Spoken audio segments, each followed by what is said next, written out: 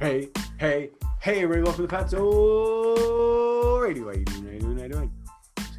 Folks, tonight, February 19th, Friday, February 19th, I have a special guest to you, Karin Linquist. Folks, check out Karin's website, praisetheruminant.com.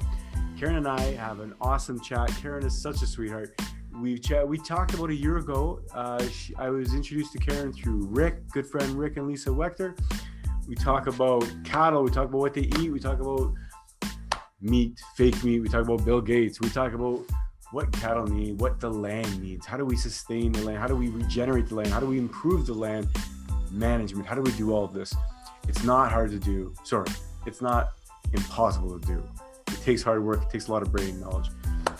Check it out. Show her some love. Karin Linquist. PraiseTheRuminant.com. That's praise, P-R-A-I-S-E, the T-H-E, ruminant, R-U-M-I-N-A-N-T.com. PraiseTheRuminant.com. That's her website. Folks, also don't forget to check out Fatso Radio's forever sponsor, Volpe Martial Arts. VolpeMartialArts.com.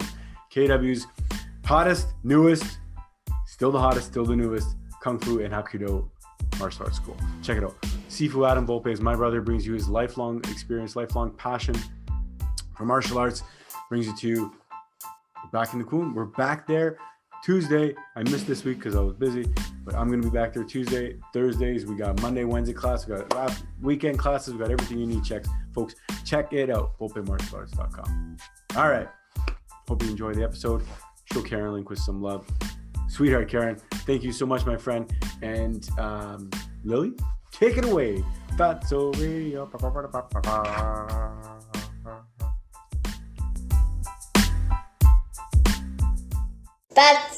Fatso, the really great podcast show. Fatso, our very first podcast show.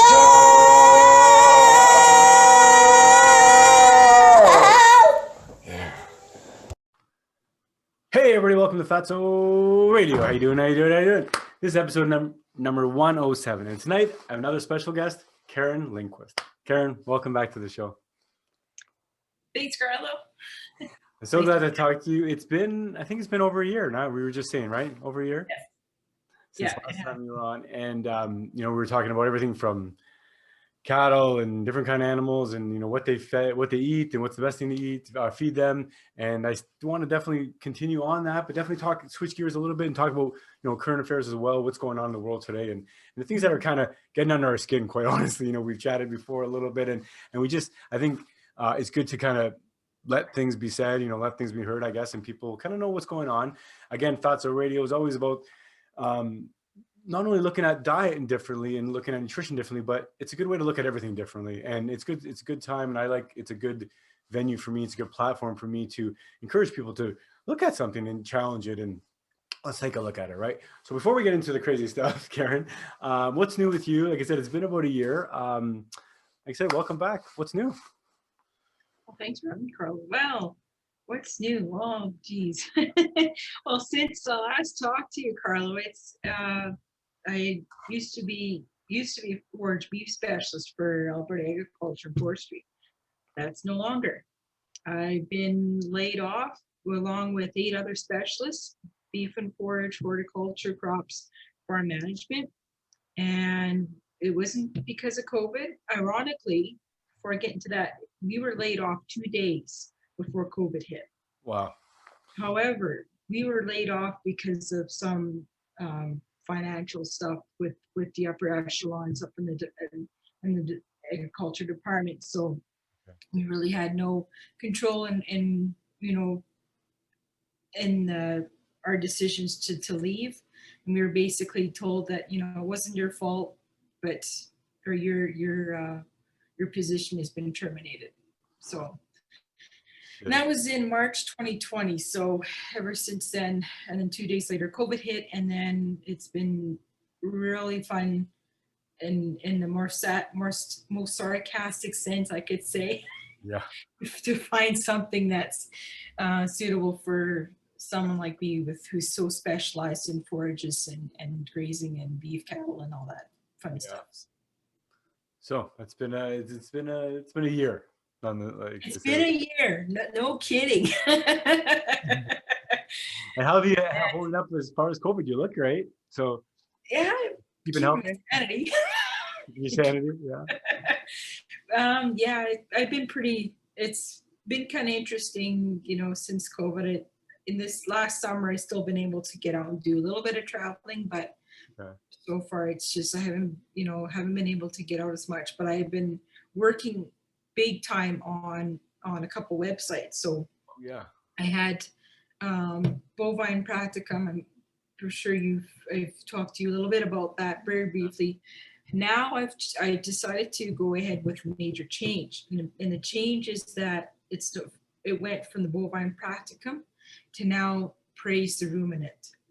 Nice. And my reason for praise the ruminant was because actually it was about three things. From one, the title was a little bit hard for people to understand, because it is a really academic sounding name.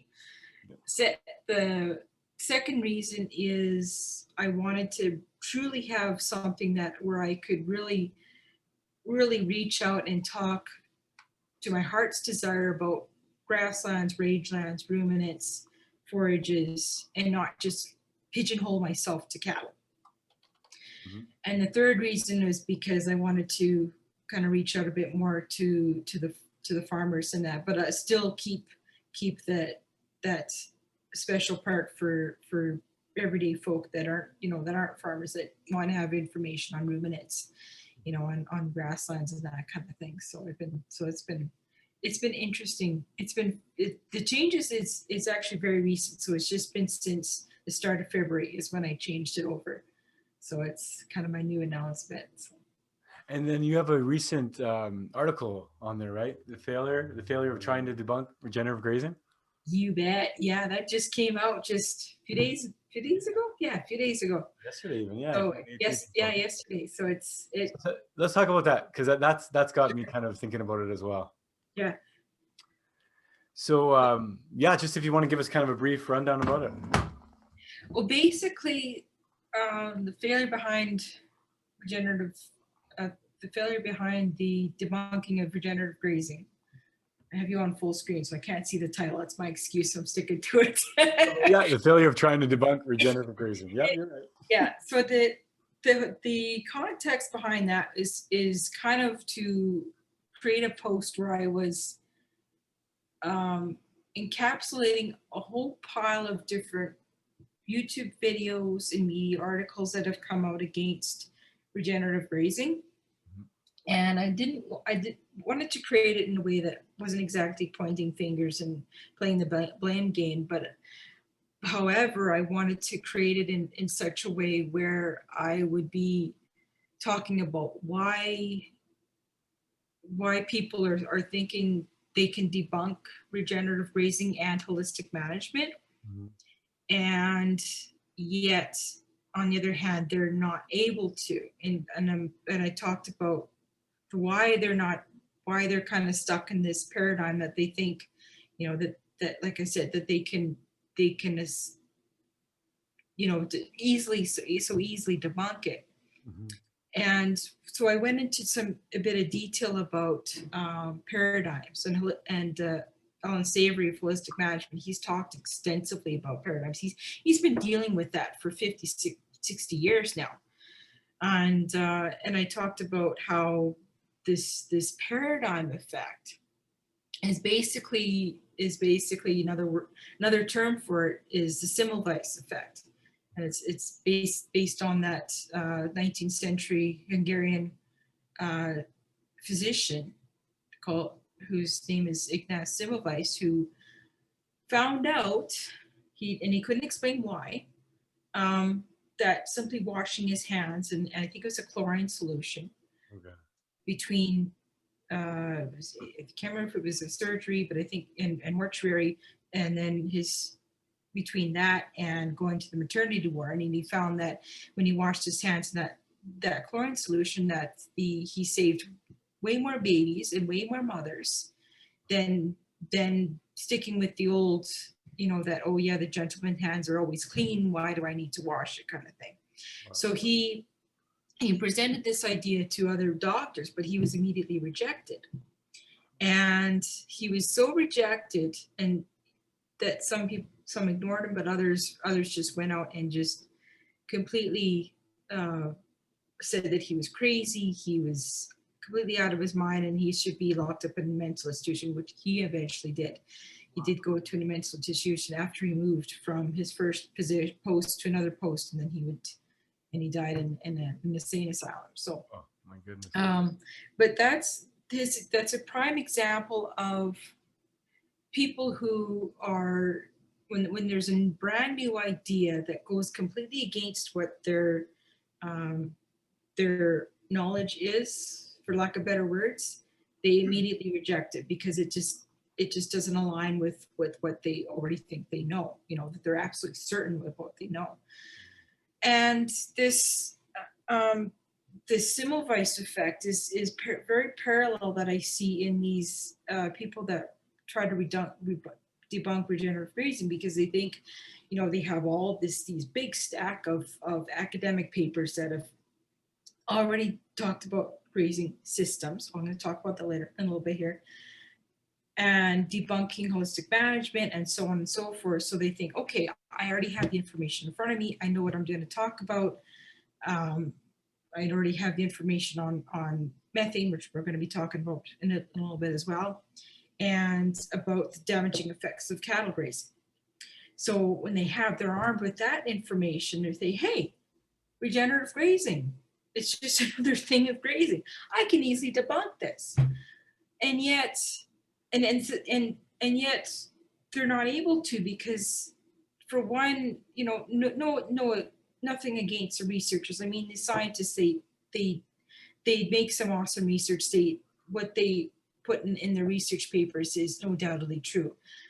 However, for one thing, what they have in the research paper is basically a tiny little puzzle piece in a 1,000-piece puzzle. Yep. It's basically what it is. And the other thing is that I lost my train of thought. Well, it's just you're adding to the reasons of debunking, or I guess, or the what you're kind of saying in your arsenal, or how you're debunking it, right? It's like, or how they're trying to debunk it. With they're coming to you and you saying in a nicely wrapped bow, here's all the information, science is settled, kind of thing. Is that what you're saying? Yes. Yeah. Yeah. So thanks. No problem.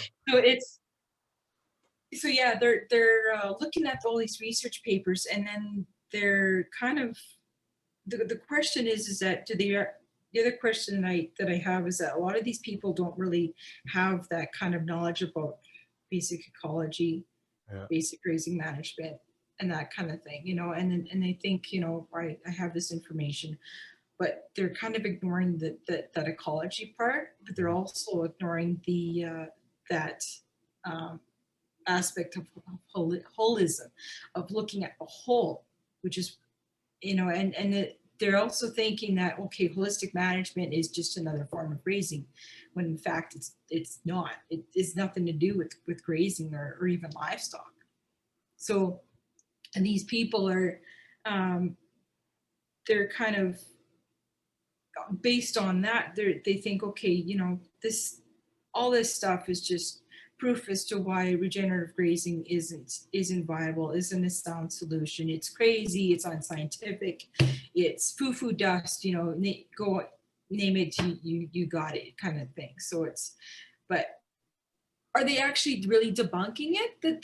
That's kind of what I talked about in my article, and I encourage people to go and read it. It's I don't want to put up my own flag and stoke my own ego and say it's well written, but but it is, yes. I didn't find any criticism, but yeah. But the thing is that if you're gonna be trying to debunk regenerative grazing, you at least have to have a fair bit of knowledge about the water cycle, the carbon cycle, and the simple fact of how cattle graze. And fourth thing, I was going to say three, but fourth thing, which is even more simpler than that, is how grass grows back after being eaten. And if people don't understand those concepts, Okay. they're basically wasting their time. I hate to be so blunt, but what they're trying to do, all that work that they tried to put into this debunking is basically a waste of not only their time but their viewers' time. Now, Carol, what do you think? Do you think it'd be valuable to kind of just maybe lay the groundwork as far as regenerative ground, like for people who don't really know what's going on? I think as far as what's regenerative, grazing, or regenerative agriculture, farming, as opposed to what's the opposite, or what are they saying? What's the standard, I guess? Oh, that's a good question, because we're still kind of working on standard, but I think the thing is that, or the norm, I guess, maybe the status quo. the norm would be about, it's all about the soil. So regenerative would mean that your primary goal is to take a piece of land that is degraded. It's just, there's weeds on it, there's compaction, it has all sorts of issues, erosion, it's been just damaged to seemingly beyond help.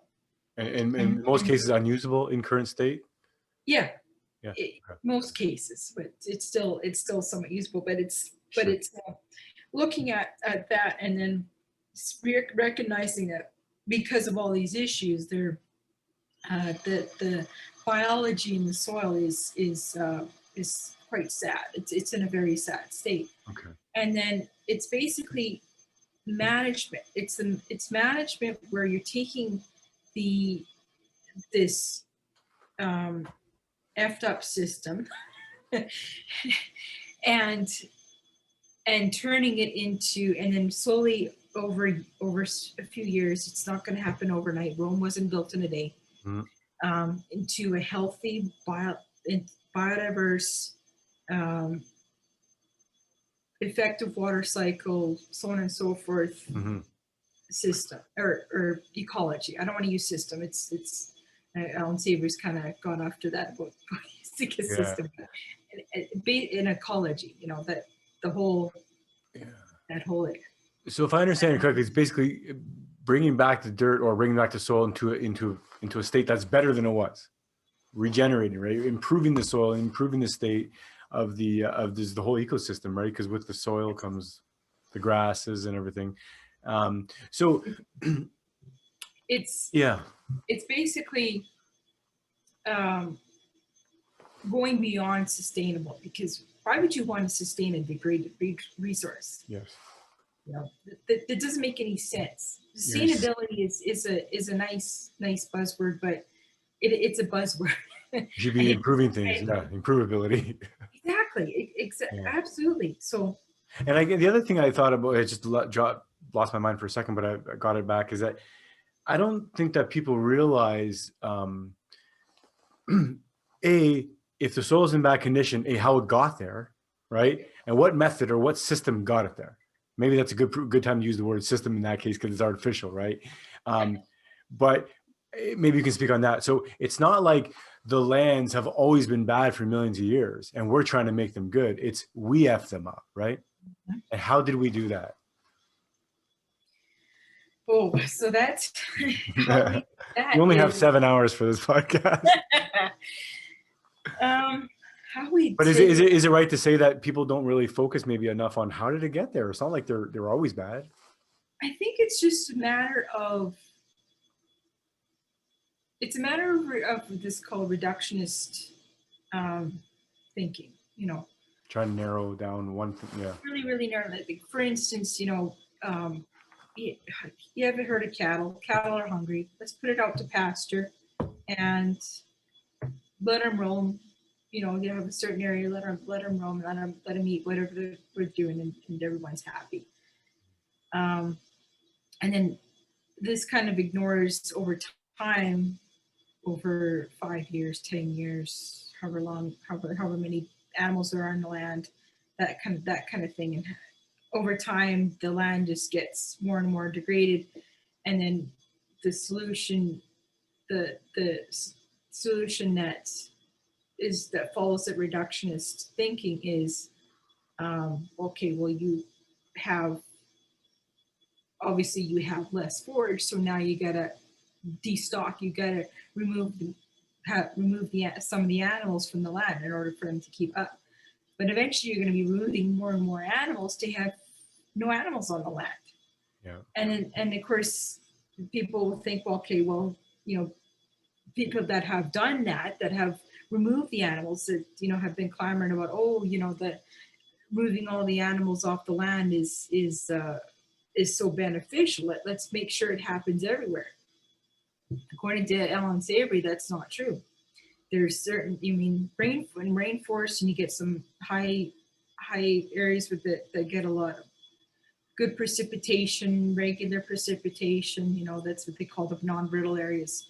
Those areas, they don't need the livestock impact. But when you get those brittle areas, the areas that have erratic rainfall, not for much rainfall, and where you're finding that it's not overgrazing but actually undergrazing, that doesn't trample the plants, that where the plants are able to basically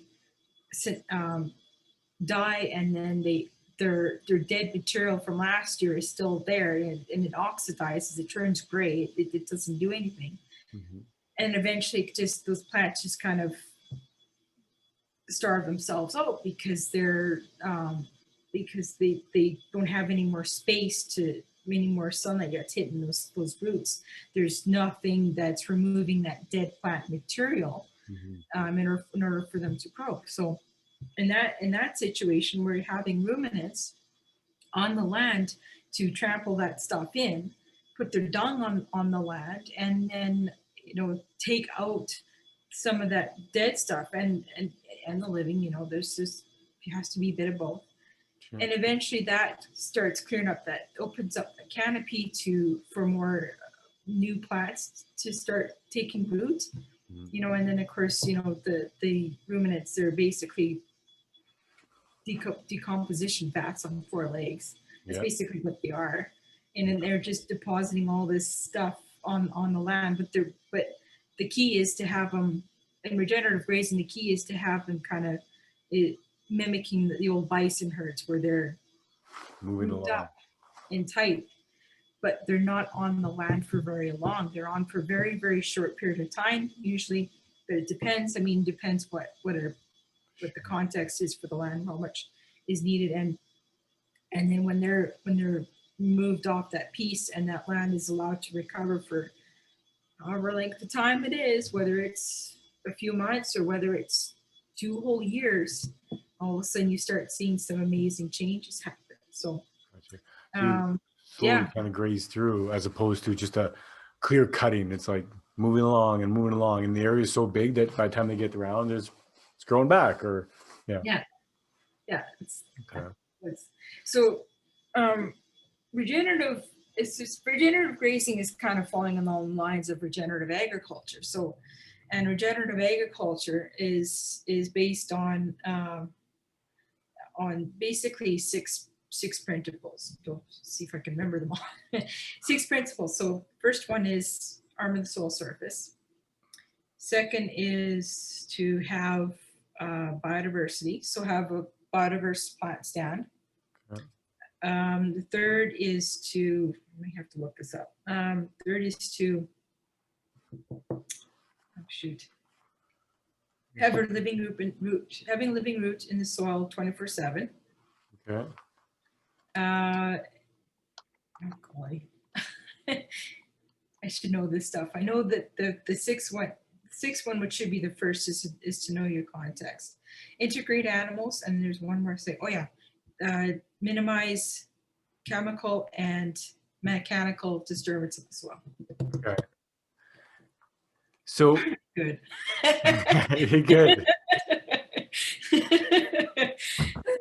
And with regenerative agriculture, like with regenerative grazing, right? The idea is to bring, like we were saying, to bring the land, or put the land in a better position than it was.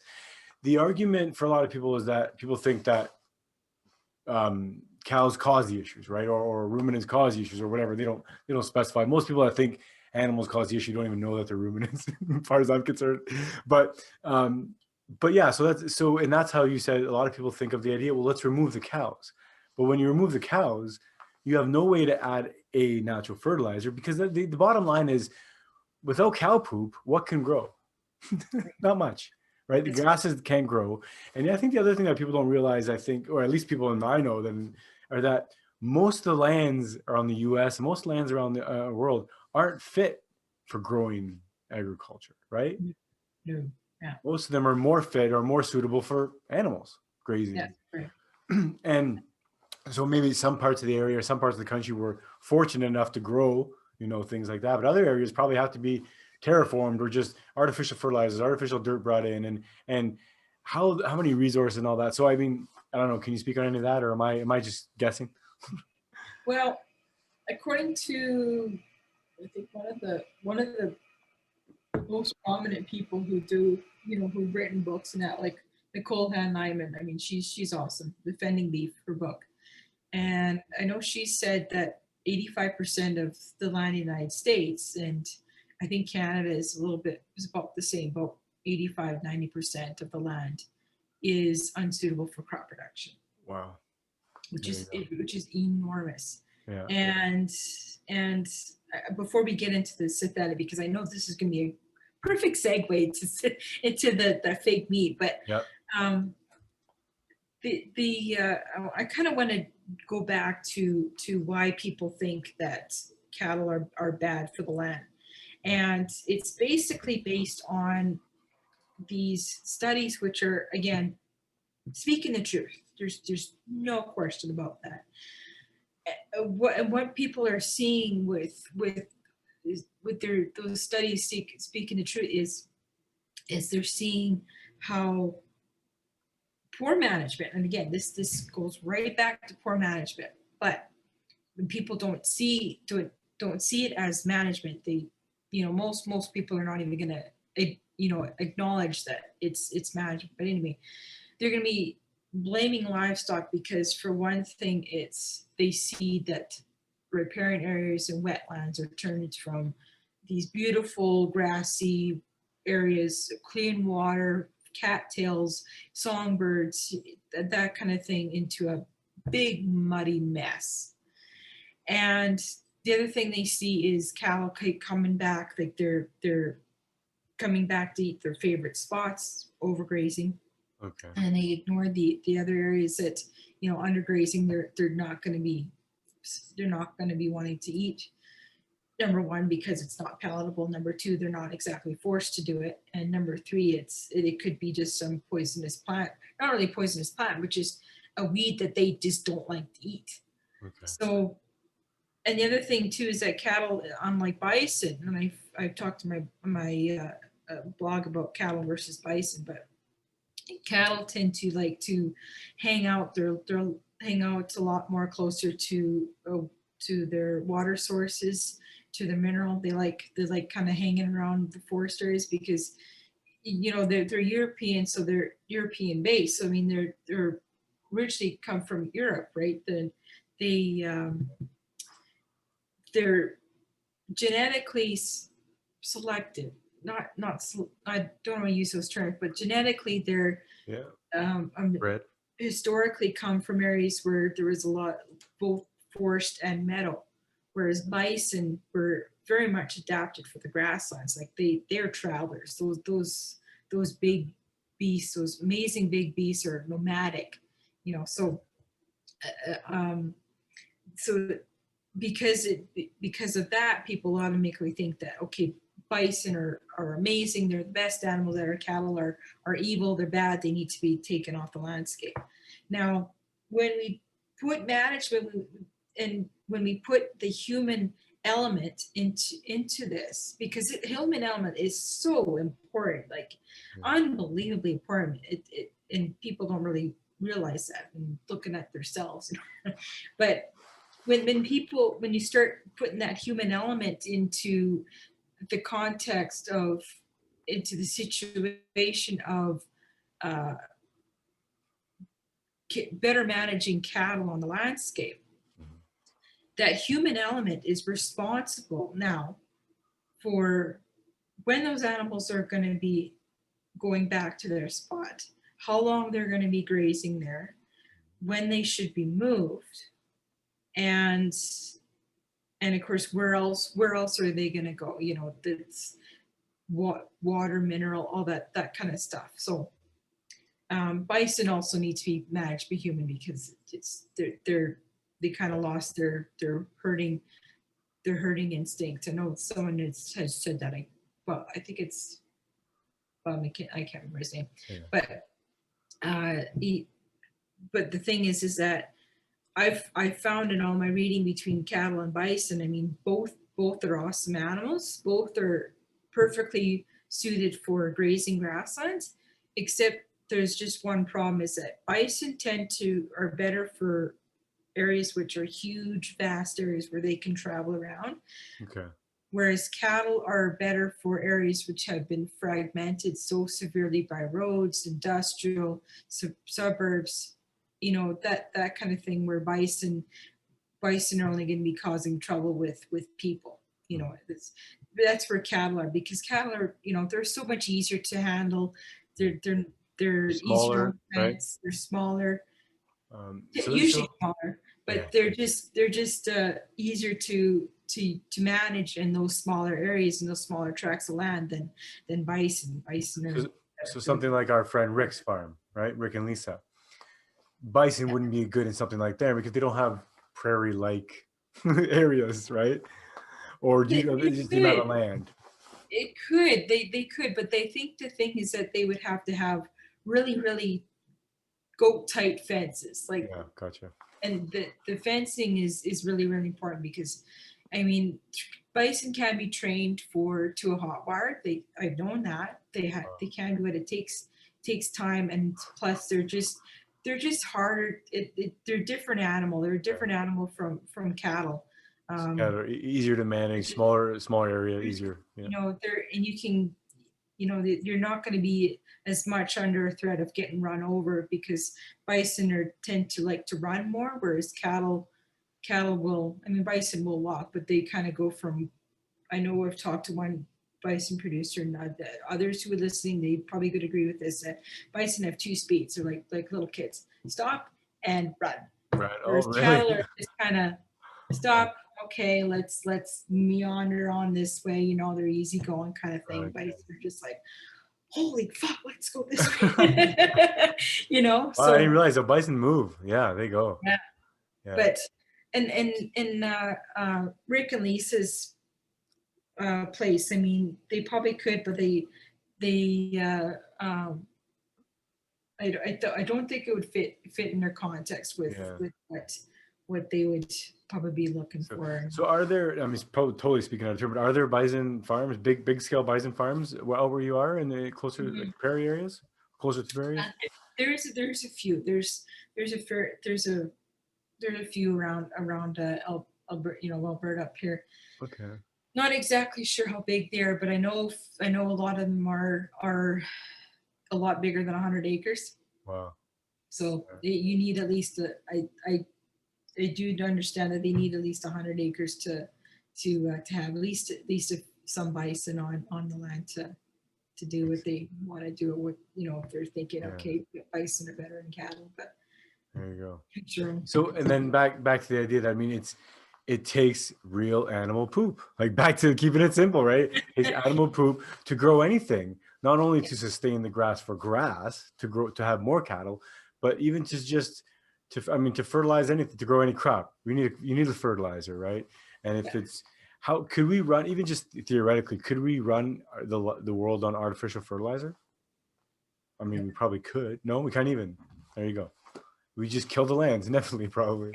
In my opinion, well, fertilizer takes and I'm trying to think of from way back, and I've learned about this, but fertilizers basically requires fossil fuels to create, and when that runs out, what are we going to have for creating fertilizer other than using legumes as our very natural, very organic way of getting, especially the nitrogen, the synthetic nitrogen, pulling that out of the air and putting it back to soil. Now, here's the fun. I think I told you about this about legumes, but Okay. It's not the legumes that pull nitrogen. It's actually the bacteria in the roots that do the nitrogen fixation, which is pretty cool. Okay. So just growing legumes helps pull nitrogen. It helps, and plus it also helps the grass as well, because the grasses, they use the nitrogen that those legumes are able to, or the bacteria of the legumes are able to pull from the atmosphere, so that those grass plants can do very well. So it's very much a synergy thing. I think I remember talking as well, but if I understand, I mean, when cattle goes and eats that, right? Just eats the top of it and keeps the roots and the bacteria and all that stays there, or they don't pull the whole thing out, I'm assuming, right? They just, so No. that's part of the regenerative. Yeah, and that's a beautiful thing about regenerative grazing and just grazing in general, is that the roots of the plants are so deep. They're deep, and they're so fibrous that they're literally anchored to the soil. So the myth that cattle will pull out a plant is basically, I don't know what that's based off of, whether that's based off of some people saying that there's some annuals growing somewhere where there's been a lot of soil loss, soil erosion and that, and they're not well rooted in the soil. So of course I've seen it too.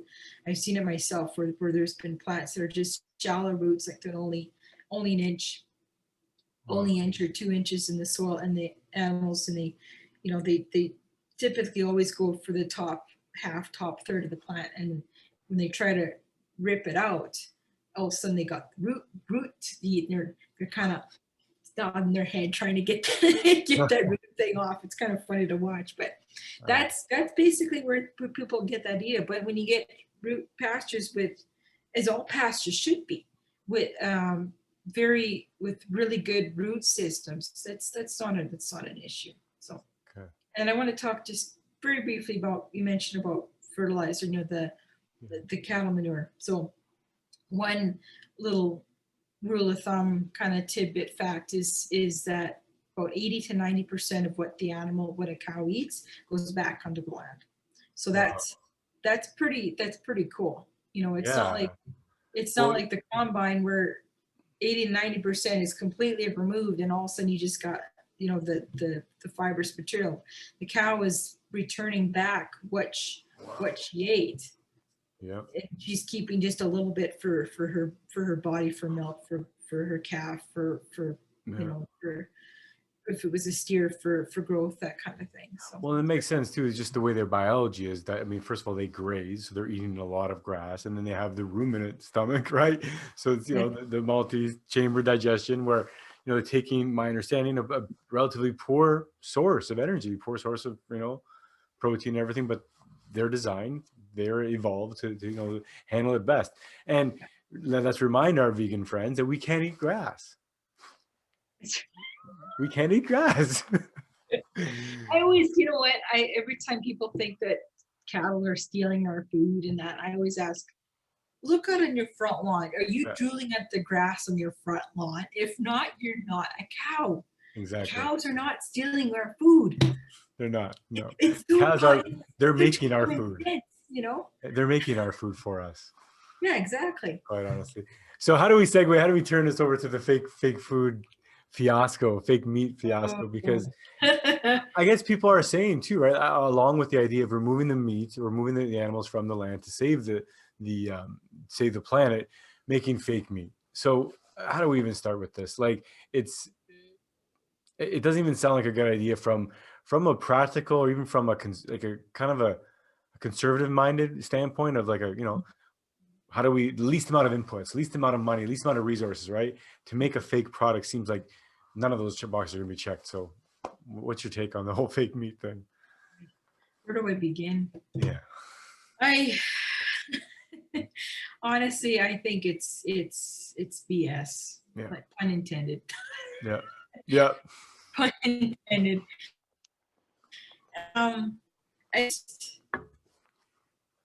Like you said, it's basically just a quick fix solution to a very big problem that people are just not really willing to acknowledge, which is we have an issue with the water cycle. We also have an issue with how carbon is being cycled. There, the carbon cycle is broken with the monoculture cropping, Yep. annual monoculture cropping, and the water cycle is also broken because the soil is not as it's being abused, raped, and pillaged. I'll use those words for producing food for people. Not only that, or food for confined animal feeding operations, definitely, and also for producing ethanol, the green fuel Yeah. for cars and that. So it's just it seems to be a solution that's based on a false premise that people are just not willing to look at the biology, and you're still stuck in their technology and their chemistry sets. Yeah. So Karen, the way I keep on every time the idea of, what are we growing for this to feed the cattle, and we feed these crops, or we grow these crops, people eat these crops, but in reality, not everything is just for the crops, or not everything is just for humans. A lot of the animals are fed. So for example, soy, corn, wheat, probably the biggest three, right? Grown for people, but also cattle. Soy you can use byproducts from one to use the other, and vice versa. But the idea is that we don't need, like in a regenerative grazing animal operation, you don't need corn, corn, wheat, or soy in a feed type utilization, do you? Or if you just plant it as part of the, like, how do you rectify that? Like, how do you make sense of that? Like, or do you still, can you have it? I guess what I'm saying is that, does the regenerative farming or regenerative ranching, can you do that without any of those inputs? Depends. I've found that it depends on the animals, because there's some times when especially, I mean, you could do it in the south where you're not going to be getting as horrifically Well, winter. brutal winters like here in Alberta. Like, Okay.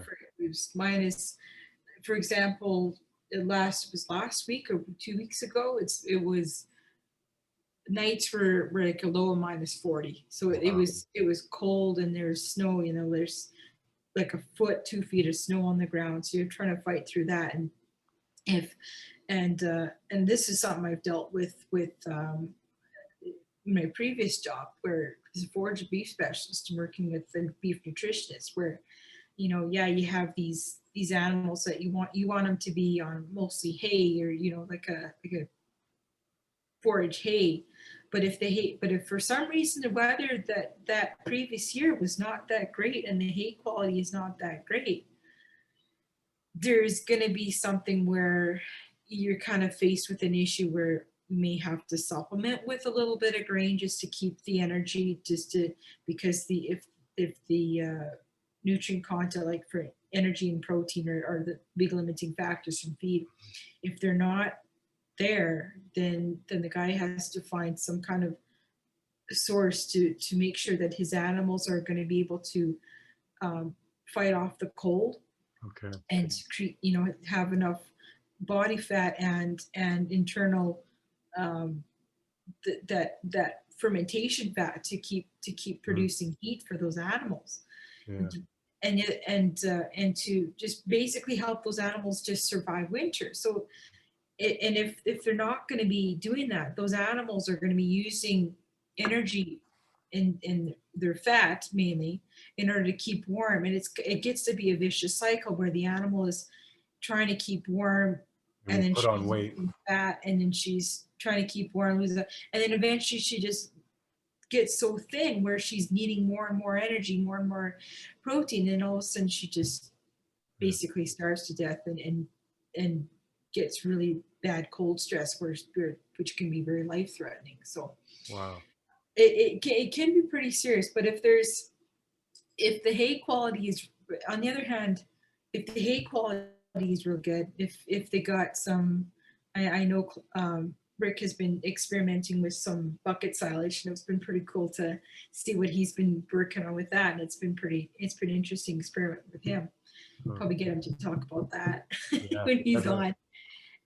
But his thing is that try to get feed that's good quality, and the animals that will last the animals all winter into these frigid temperatures, into brutal, the brutal winters. But if the feed, basically the thing is, Carlo, is that if the feed quality is good, then and the animals aren't, then the animals really aren't going to be needing that extra Okay. TLC in grains and that. Yeah.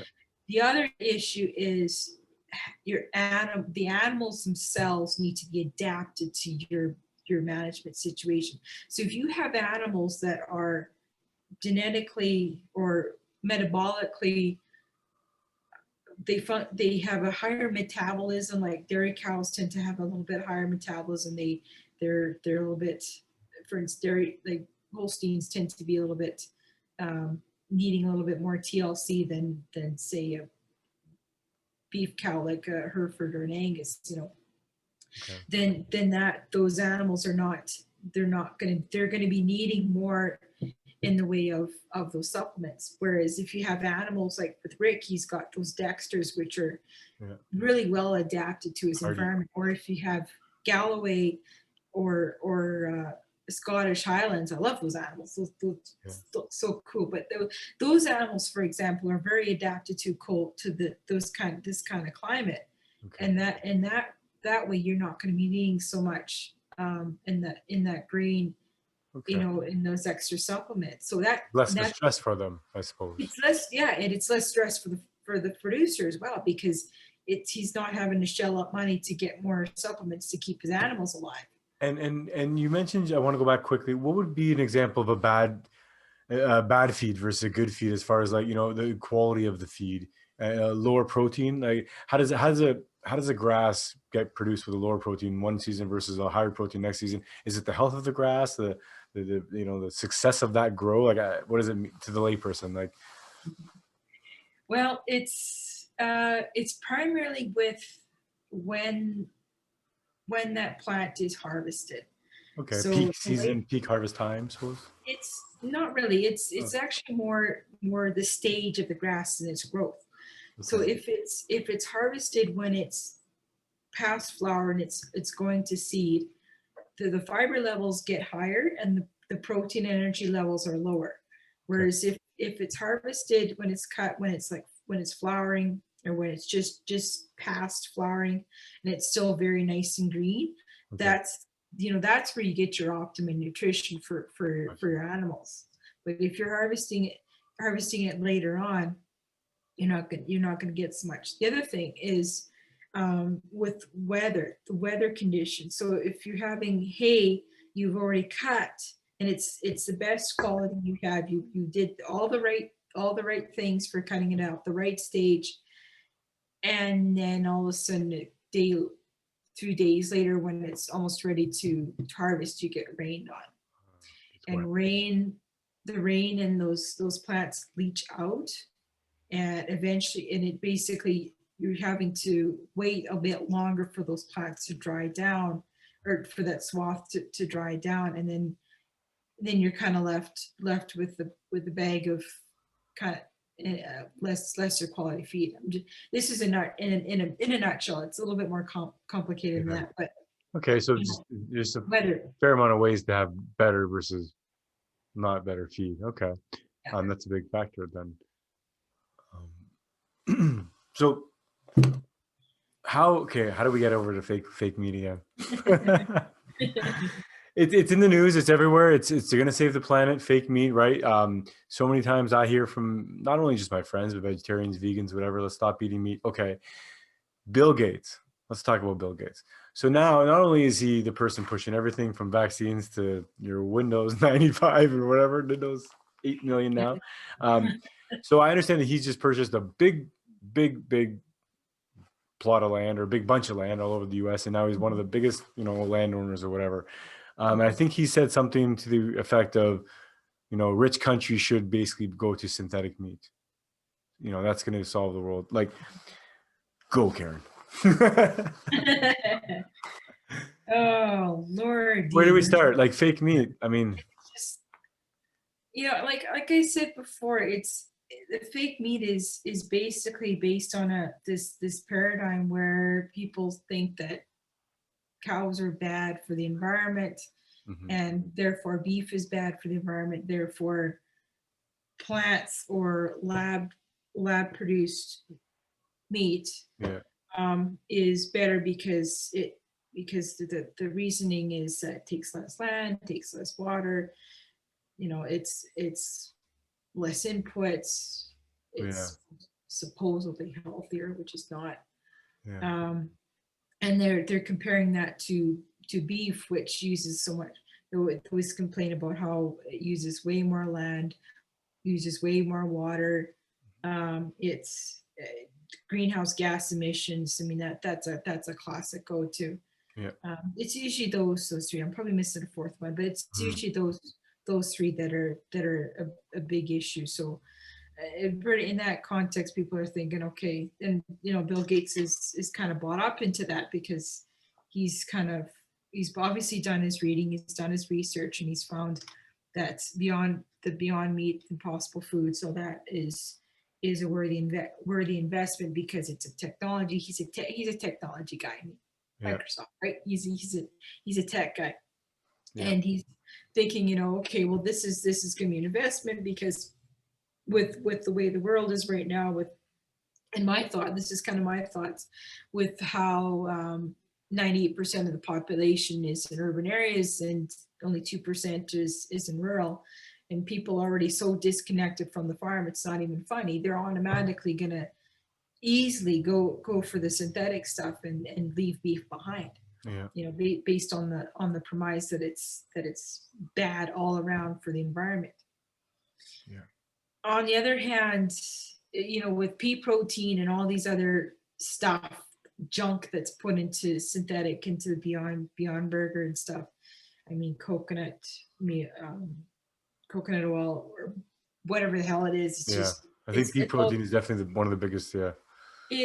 And all people aren't because they're not there because they don't know that when they don't know what they should know, that they're going to think it's the best thing. So they're not really educated on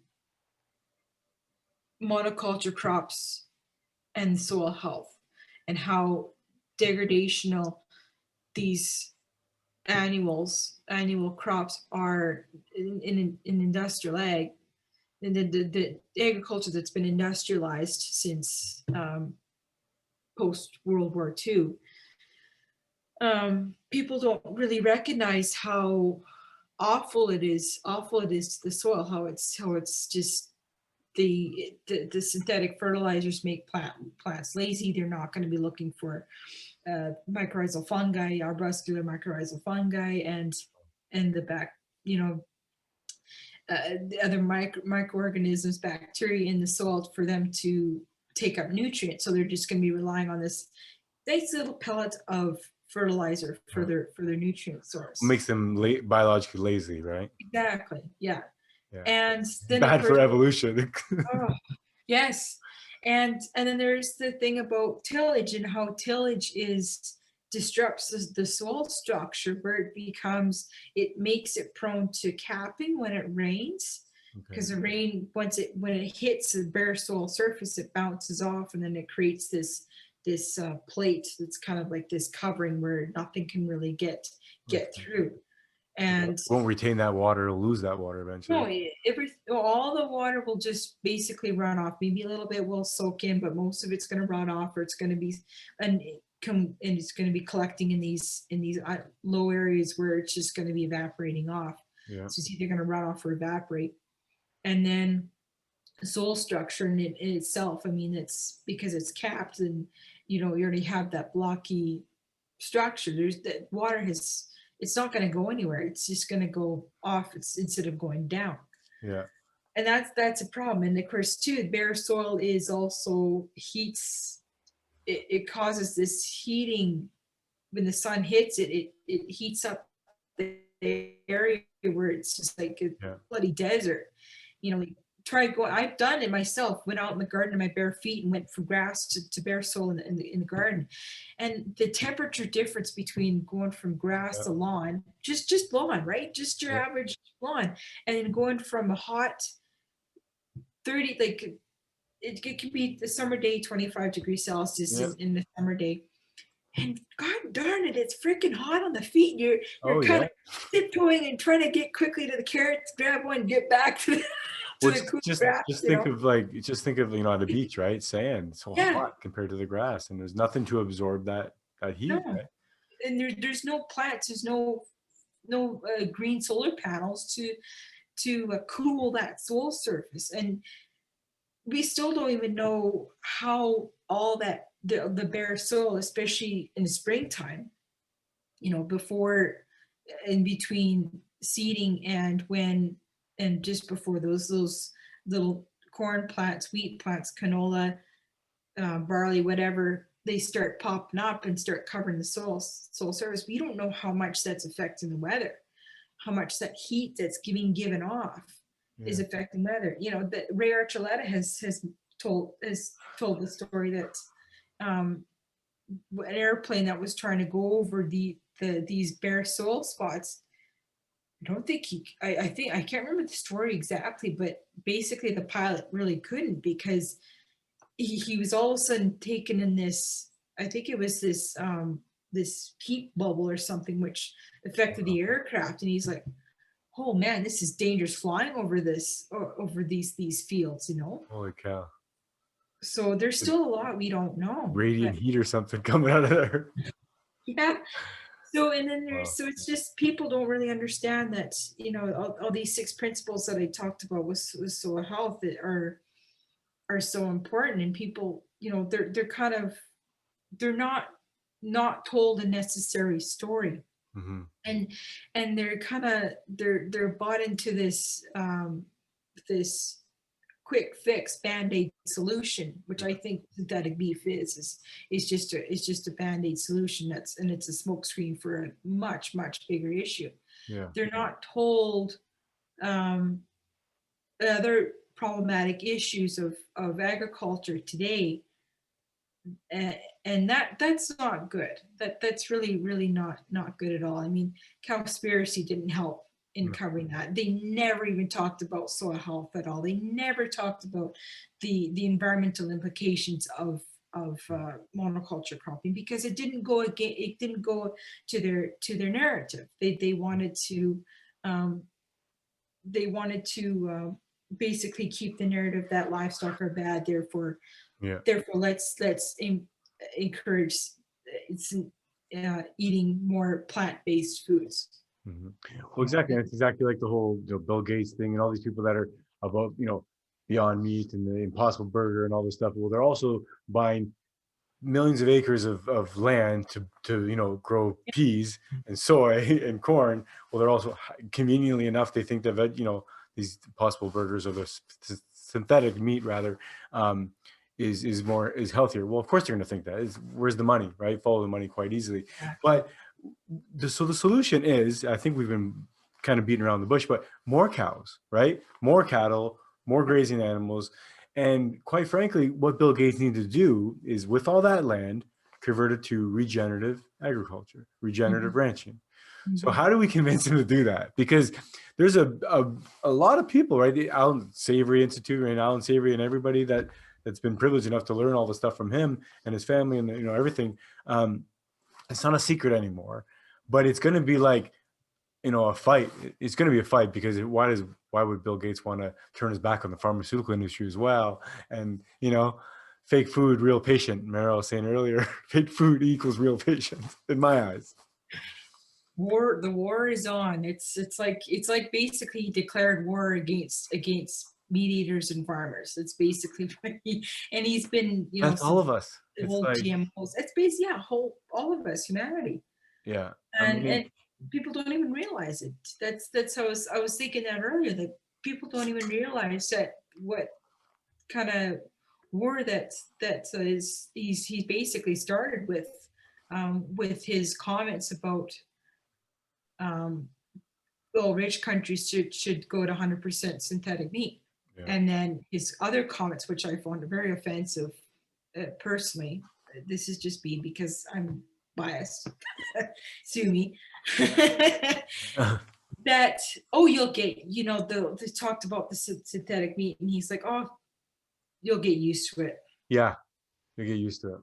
Like, the hell we will. Well, Like, and the other hell thing too is no. like everybody I talk to, Karen, everybody I'm sure you talk to, the people in your family, which is people everybody knows that he's going to eat real meat and he's going to feed his family real meat, and everybody knows that. So it's like the giant elephant in the room that, and it's, I gotta blame the media, right? Because like I said, most people I know are reasonable. Most people are reasonable. Most people in the world are actually reasonable, and everybody thinks it's nonsense. Most people I know, a couple of people are swayed by the media and everything. But if you see the media for a minute, they make it look like everybody's on board. You're the last meat eater. You know what I mean? And that's the problem with the media these days, because they really spin it and really try and paint that picture to like, you, Carlo, are you eating meat? You savage. You know what I mean? And me, I'm like, yeah, I'm savage. I'm alive. But it's just so funny. You take somebody like Mark Sisson. Mark Sisson from Paleo, the Blueprint. Mark Sisson. You take him, 67 years old. You take somebody like Bill Gates, 65 years old, and you look at the guys. One's eating meat, one's telling you to eat fake meat. Yeah. Like, go figure, man. Like, what's the solution is so obvious yet. It's so obvious. And whenever, it's funny, whenever in history, when in history have we ever not only been able to match what, nature does, but then improve it or think that we can do better than it. And it seems like we can never do better than it. Every time we find the best solution, it's almost mimicking nature anyway. So it's like, why don't we stop with the bullshit, save all of this money, like, let's talk about all the money that goes into research, all the money that gets pissed down the drain, research down the wrong path for decades and decades and decades. The people that are researching it, people that are living it, they're feeding their families, so you can't really blame them. But it's like a huge part of the GDP, a huge part of our national, economy is going to something where we're spinning our wheels in the wrong way. And there's a little group of radicals that are eating fat and tallow again and lard again and feeling like they did 20 years ago, right? I have a whole podcast dedicated to the reason why I feel so good. And, and I'm not alone. There's a million of us, right? But it's so funny. It's like, it's just this nonsense, give our heads a shake, right? And are people waking up, or what's going on? Well, they're not waking up, not yet. Well, I mean, there's slowly there's people that are slowly kind of waking up, like, the ex-vegans, for example, they're certainly waking up to all the lies they've been told. So that's hope right there. But Carlo, I still blame the fact that our society has harmed humanity, in that whoever was responsible for this, I don't know, it's a collective cult of individuals or whatever, have basically forced people off the farm and into these big cities, and have enforced that for generations. So it's not just grandfather, it's separated from your great grandfather or your great grandfather, to the point where you can't even tell the difference between a cow and a pig. I mean, that's sad. That's really, really sad, and when that basic knowledge of agriculture is gone, I mean, they basically set themselves up for believing anything that comes from the media, comes from rich people like Elon Musk and Bill Gates, among others. And they're more likely to believe those people rather than those redneck farmers that, the stereotype of the farmers, that he's stupid, he's he just doesn't have a real job, and he's kind of living off the land kind of thing. And that is absolutely most stupidest, most pathetic and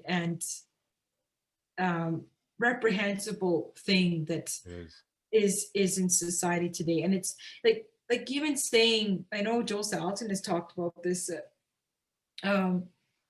the fact that he was asked about, I think it was 2000, it was someone who asked, you know, he was asked at a border, what's his occupation, what's his job, and he says, well, I'm a farmer. And he gets his dirty look from the patrol lady, or whoever was the border patrol lady, that, you know, our dirty look, like, are you fucking with me, pardon my language, are you effing with me? Really? You know, like, and they're asking, okay, well, seriously, what's your job? It's like, well, I'm a farmer. And they Because he didn't believe he's gonna be a farmer. yeah, and they think that, you know, farming is not a real job. It's not an occupation. It's just some hobby that's, you know, that just people do because they want to do it, you know. So that's the problem, like you said, like people, we started, the cities got bigger, people left the farm, or left the, you know, the area, the farmland, the country. But it's funny because at the same time, most of the cow operations are small family ranches, aren't they? Are they not? Aren't they like under 100 heads or something? Oh, I think it seems like some operations just seem to get bigger and bigger. But I mean, there's still a few that are small, but they're getting to be fair Big, yeah. between.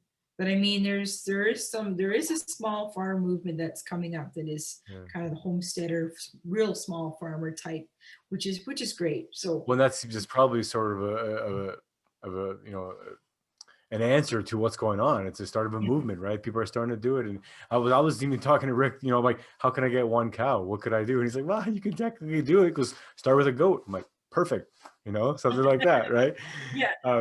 But yeah, no, and it's like you said, that people are removed because we do live in cities, most people, and even people that live in the country that I know, they don't live on a farm, they just live on a country, you know, where their grandparents had a farm, or their great grandparent, you know, had a farm or something. So it's funny.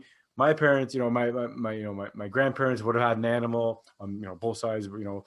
But if I see how our animals are raised now, it's funny because, you know, it's some of that's new to me, but it's still in our DNA. You know what I mean? It's still, we're not far along from, like I said, not only the hunter gatherers that speaks true to us. We're much closer to the herders, to the ranchers, because that's what we did, right? For especially, you know, European descent, you know, that's what we did, right? Mm-hmm. And yes, the farming. Yes, they grew crops. Yes, no, they didn't have corn. People don't realize it. But yes, they grew crops, of course. And yes, wheat was around, but they didn't rely on that. Like, you know, the idea of a staple of a food, I need to bash the heads of everybody who's the staple food, you know, wheat, whatever.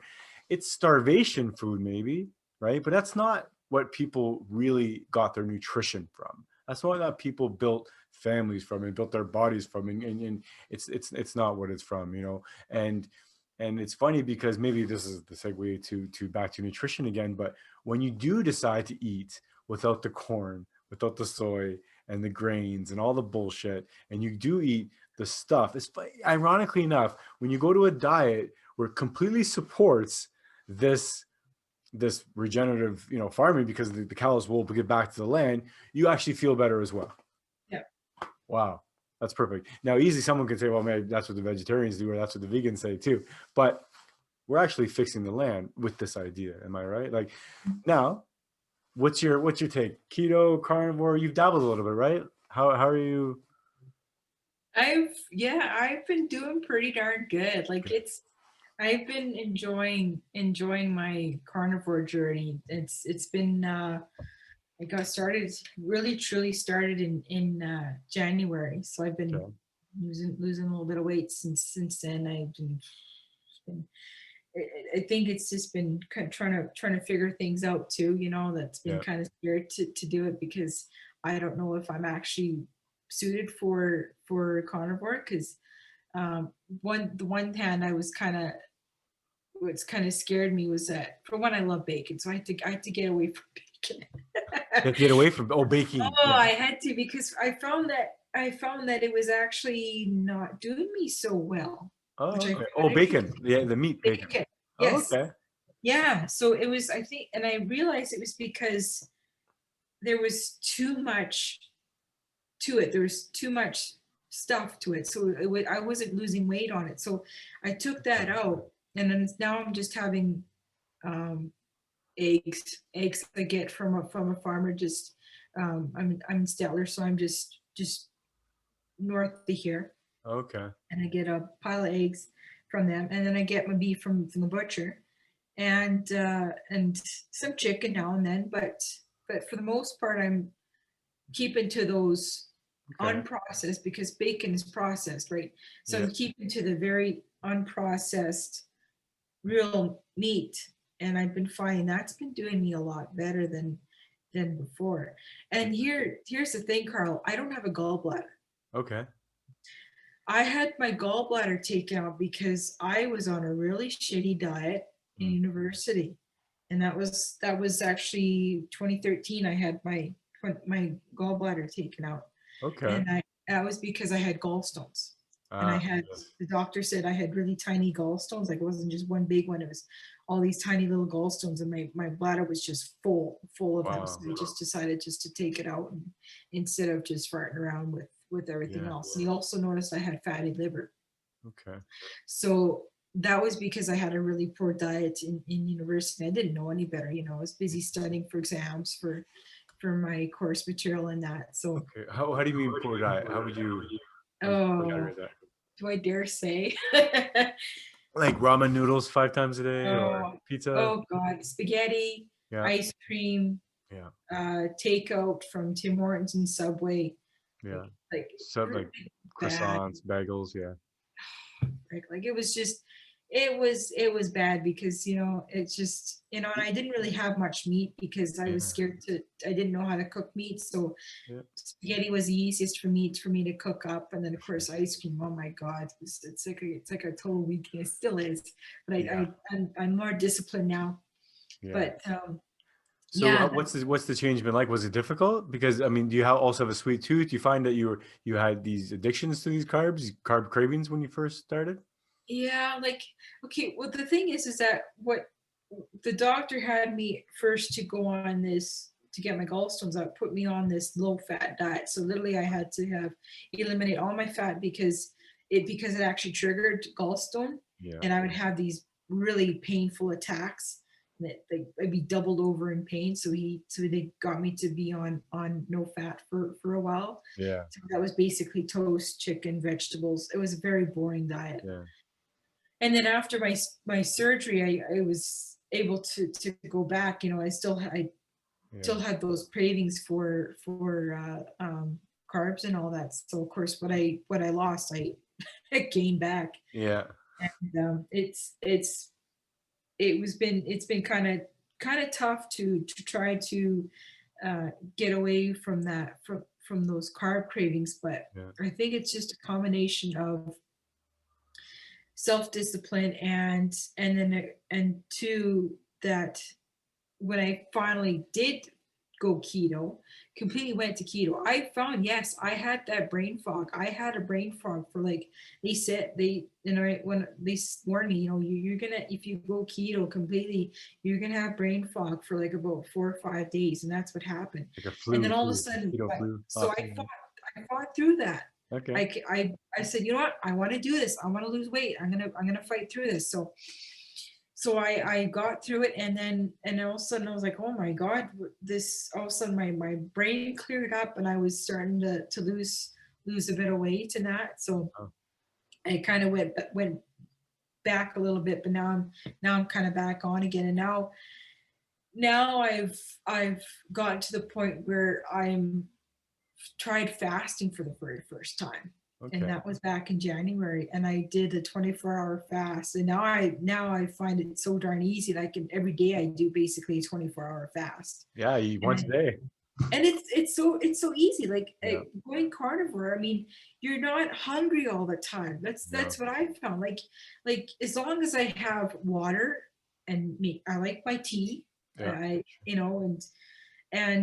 I don't, as long as I keep hydrated and Yeah. and keep my electrolytes up, and Yeah, that's important. I was gonna ask you, what do you do for salt and magnesium and all? You just adding salt to everything? That's what I do. I just add salt to my yeah, meat. I have a little honey too, which has a little bit of potassium to Honey? it. Honey, yes. Oh, Yeah, okay. Adds a little bit of sugar. yeah. But it's But I want to go back for a second. Interesting that you said that, you know, you're handling the keto diet well and the carnivore diet, even though you don't have a gallbladder, which is interesting. My mother has had her gallbladder removed years ago as well, and she thrives on a keto and a carnivore diet. I mean, she can pretty much eat whatever, of course, but when she eats like me, or when she eats basically meat and eating some veggies, but when she eats just meat, she feels really great, you know, and she doesn't have a gallbladder. I mean, she's a O-type blood just like me. I don't know if it has anything to do with it. What type of blood are you? Just curious. Do you know? AB positive. AB positive. Okay, so you're one of the newer blood types. Ooh. But it's interesting. Like everybody I've noticed, everybody I've talked to. What was that, sorry? I said I'm the alien. The alien. Yeah, I think so. I read some stuff about that. But everybody I talk to seems to think, or seems to say that they feel better, right, with it, and when they remove the grains or they remove the stuff like that. But it's interesting that gallbladders, oftentimes, what my understanding, what my literature tells me, is that what would cause a gallbladder issue and even gallbladder stones or even fatty liver itself is actually an excess of fructose, excess of carbohydrates that would cause that issue. So it's so funny that, I mean, not saying anybody's to blame, because what the hell do we know, right? But then you remove a gallbladder, they tell you to stop eating fat, right? Because it's so funny. And you don't even need your gallbladder if you just do it, you know, carefully, right? It's so ironic, like, you know, and I thought, because I kind of thought, well, when I was going carnivore, it was kind of the other reason I was kind of scared to go carnivore was because I didn't have a gallbladder. Therefore, how am my body going to be processing fats and all that? Because of common knowledge, oh yeah, your gallbladder is responsible for, you know, processing Storing the fat. bile. So I thought, you know, so people were thinking, oh, you know, you just need to get these bile salt pills and that. So, and when I got these bile salt pills, keep in mind, this is about 5 or 6 years after my gallbladder surgery. Okay. I took one pill, and honest to God, Carlo, it was not fun. I had to go to the toilet quite a few times. Wow. And I was It's like, tough to one, eh? what a freaking waste of money. Just sent you to the toilet. My body's already adapted to you know, 90% carnivore, 80% carnivore diet. Yeah. Why do I need these salts? Wow. So it's that blew me away. I did not expect that. My body can surprise me. Yeah, well, it's funny. I mean, like you said, people just assume that, you know, you need your gallbladder to store the, sure, but your liver can make it. You're on demand. What the literature I've seen is that you may be limited to having an extra fatty meal, but how fatty do your meals have to be? You know what I mean, right? Like you may have a, you know, fat tolerance of a certain amount. Maybe I might have a little bit of higher fat tolerance, but also has to do with your body type, your body size, you know, your height, your weight, all that stuff. So it's good. And you find, how are you staying away from things like sweets and ice cream? You know, you like ice cream. Oh, I've really I think I've gotten better with time. Good. You Takes know, time. you know what it does, but you know what really helps. It's so funny how we develop. You know, that I find that before, what I thought sweets were really good, all of a sudden, like a year later, maybe 6 months later, I go back and I try the sweets, and holy mother of God, it's so sweet. So sweet. Like you can't stand it. You're ready to vomit because it's just like, it's unbearable. It's so weird, you know? Like, you know, when I was a kid, I loved sweets. Oh my God, I love sweets. And I had this tolerance where, you know, I could have as many sweets as I wanted and it wouldn't matter. Yeah. Now, if I have even one little piece of like a milk chocolate, or even a 70% chocolate, Yeah. I notice the sweetness right away. Wow. It's incredible. It really is incredible. Yeah. And then, like you said too, it's practice. It's you know, trying at something for a while, and you know, that's awesome. So I'm glad you're doing well. And you said you've lost some weight as well. Awesome. Yeah, I've lost. Yeah, keep awesome. going. I'm just on the path. I'm determined to keep her going. So. Well, and it's funny when you interesting when you said about the mental clarity. Can you that fog lifted when after the kind of keto flu? I think a lot of people were kind of referred to as a keto flu. But when I first removed bread for the first time back in 2012, and or first time in a long time, I felt like I had that fog removed when I kind of had that keto, or sorry, that that grain brain kind of removed. But yeah, it's interesting that you said that, because a lot of people that go keto feel like they have this clarity, this mental clarity. They can think faster, they can articulate things better, and so it's good to see that you're doing well with it. Do you think you keep up carnivore? Is it pretty sustainable? I mean, we're talking about regenerative, right? We're talking about sustainability. I think it's sustainable.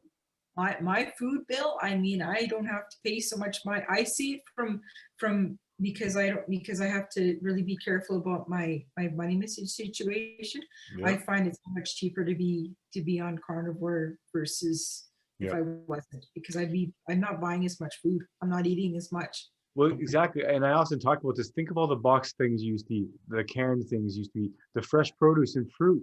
Even like if we think are healthy fruits and vegetables, right? There's a lot of money. Like my wife just came back from grocery shopping a couple hours ago, $300 in groceries. We have 4 of us in our house, and maybe sure $100 of that was probably meat and cheese and dairy and all that stuff. But if we were just eating meat, maybe that'd be another $50 or so, or $100 or so. But a lot of that processed stuff, because I think, and I'm sure you would test, but you pay for packaging, you pay for the can, you pay for the shipment, you pay for where this thing was manufactured and produced. So if there's a lot more people go carnivore, not only will we be needing to produce a lot more meat, but we at least be able to sustain the amount of meat that's being produced now in the world. And where people get a lot more wise about it, it'll just get better. I mean, the market will drive it, right? That's what I think. Yeah, I think so. Yeah. So how do we fix the world if we can? What's the next step for people, Karen? Or what's the next step for you, I guess?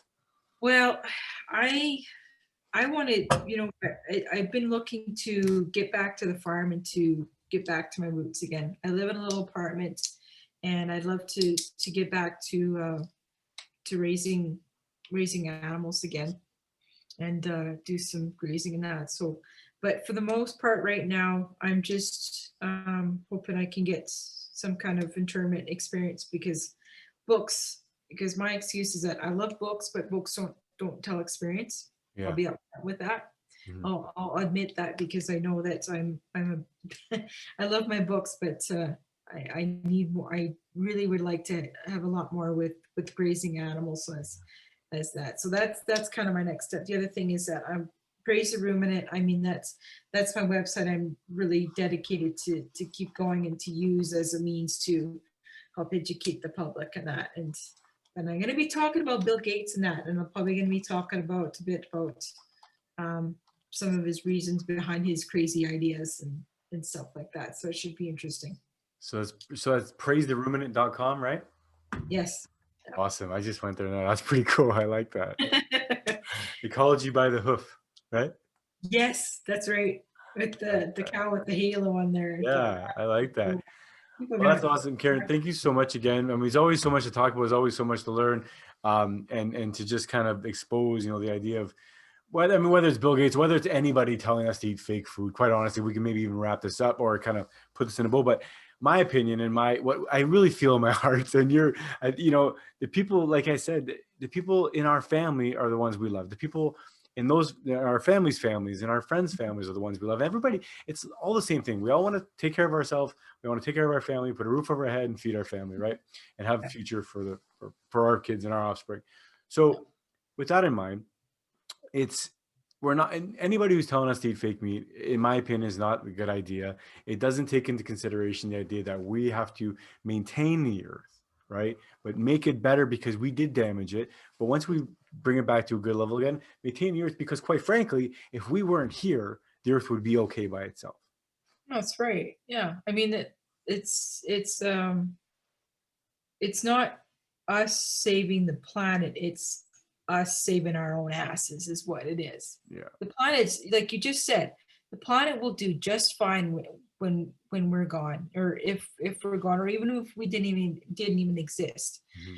And the whole save the earth kind of thing. It's just a smokescreen to really identify the fact that we're trying to fix a problem that we messed up in the first place. Well, and it seems like, I mean, if I'm not speaking out of turn, but it seems like this is the most responsible way to fix it, right? Yeah. Because it is our responsibility. Because like you said, I mean, we were been talking about the whole show that if we did damage it, right, by using bad systems, bad methods, we didn't know any better. They probably did know any better, but anyway, but if we did screw it up and if we did mess it up, it is our responsibility to fix it. So the knowledge is out there. People like Joel Salatin and the Savory, you know, the knowledge is out there. So it is really our responsibility. And it's like, you know, it's not a secret anymore, I suppose. It's not, you know, it's not super complicated either, is it? I mean, No, it's not. you can scale it down to something small. You can scale it up to something huge. It sounds like, you know, Joel Salatin and all of them. Joel Salatin is at Polyface Farms, is that right? Yeah, he's at Okay. Polyface Farms there in West Yeah. Virginia. So yeah. And you know, it's there's people doing it. There's many people doing it, and it's like you said, fake anything is not. I mean, we know fake news, fake anything, fake. You know. You know, it's and we, like I said, the best thing we can ever do in a lab is even coming close to mimicking nature. Let's just go with the natural way.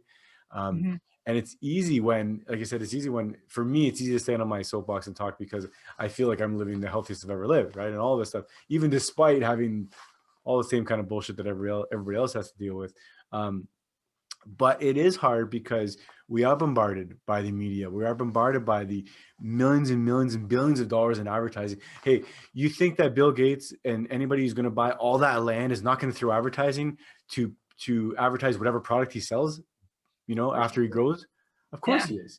Or he's going to be in bed with, I mean, whoever government he's going to give, you know, the money and all this stuff with the politics. And it's like, there's follow the money. Mhm. If and that's why nothing to me feels better than buying meat or anything, produce, you know, eggs or whatever from the farmer that I know, like Rick or anybody, is he's raising it by his own hands, by his own grasses, and he's doing it in a regenerative way, you know, and he's doing it right, and their families doing it, and other families all over the country are doing it, and it's good to know. I feel good to know that the solution's out there, right? We it's not a mystery anymore. It doesn't No, seem like it. no. It's a matter of money. It's a matter of persuasion. Mhm. And it's funny, but well, not funny, but it's going to take someone with big money to make a big move, right? Yeah, it is. I mean, the But real activists out there are the farmers. yeah, The farmers like Rick, you know, he's a real activist. He's they're doing real, it. You they're the know? heroes. You're right, because they're out They're there. the heroes. Yeah. Yeah. So, And but he's in, and I love it. He's inspiring. Like I said, me to ask questions. How do I get a goat? I'm talking to my wife. Going to get like 1 acre, get a goat, you know, or six chickens or whatever. yeah. But that also seems like the idea of even something simple as everybody having a couple chickens, you know, and that's really going back to what we were all farmers, right? We all grew up with, all of our grandparents had a farm, didn't they? Our great grandparents, most of them, you know, we were not far away removed from it. And yeah, it's going to take Well, us time. the thing is that I find most farmers that are people that are more going back to land and are people that have grown up in cities.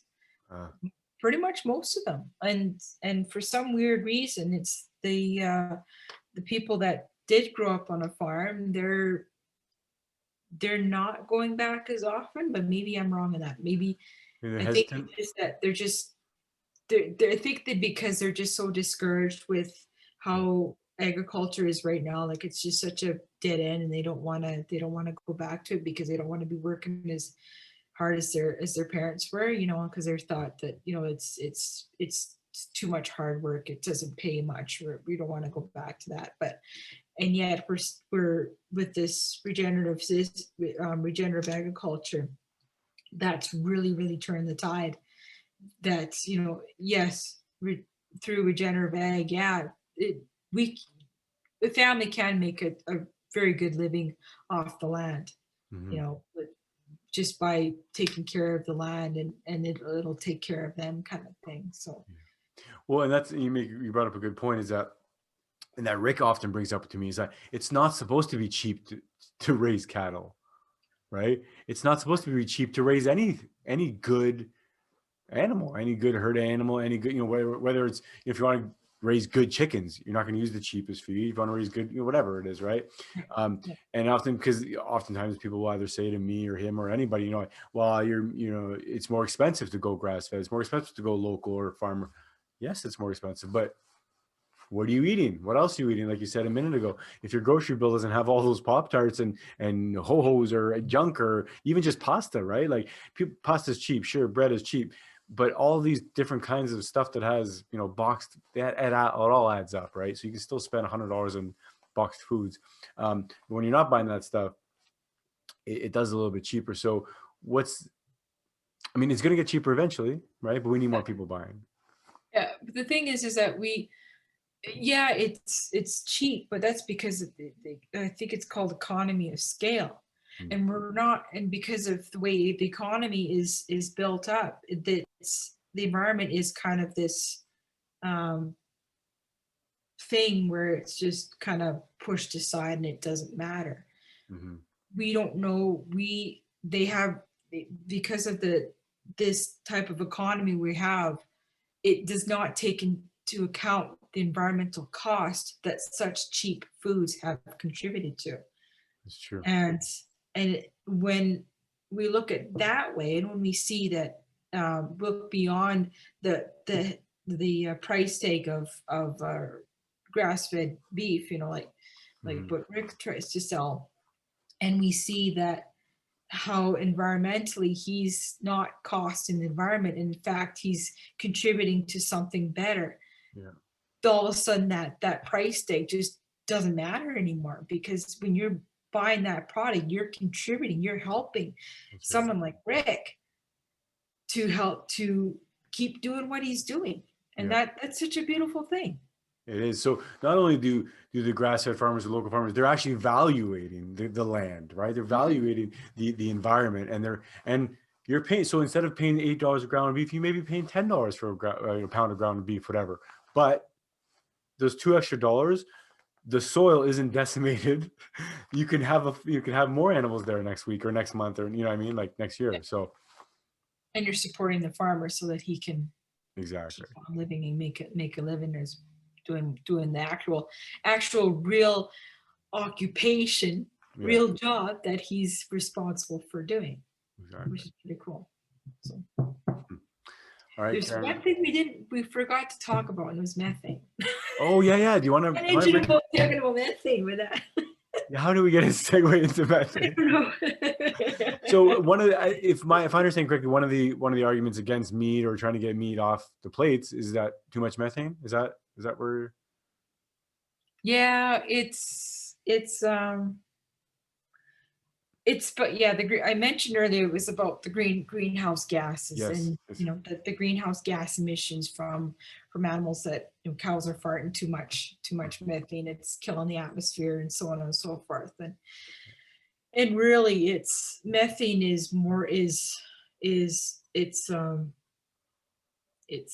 I was thinking of two words. It's both a red herring and it's basically bunk. Like it doesn't even matter. Yeah. The only time that methane actually matters is in a confined animal feeding operation. Okay. And that's because the methane has nowhere to go but up. There's no plants that are available to help you know, to oxidize that methane and basically render it safe, you know, just to make it safe. So in confined animal feeding operation, I will not use factory farm. I mean, people use factory farm. That's just not. In the feedlot, I mean, the animals they're on dirt. They're on a dirt lot. They have the manure that is just going to be piled up into a pile, and when the manure is being spread out in the field, it's emitting methane and carbon dioxide and all that kind of stuff. It's going up in the atmosphere. Yeah. So when you're looking at, and when people try to complain that point out that grain-fed cattle are producing less methane than the grass-fed cattle, they're not really looking at the whole system. Okay. So they're not looking at the whole thing. Whereas, yeah, grain-fed cattle are emitting less methane, but that's just the tailpipe emission. That's all that's being measured. You're not measuring how much what's being emitted from manure, even from soils that are cropped for producing feed for grains, for finishing cattle.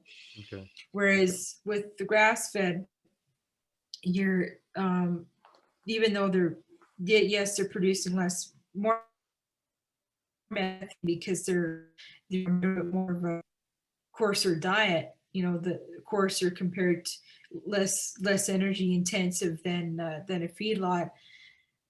There's plants there, and the beautiful thing about these plants is that it basically makes cattle ruminants just part of the carbon cycle.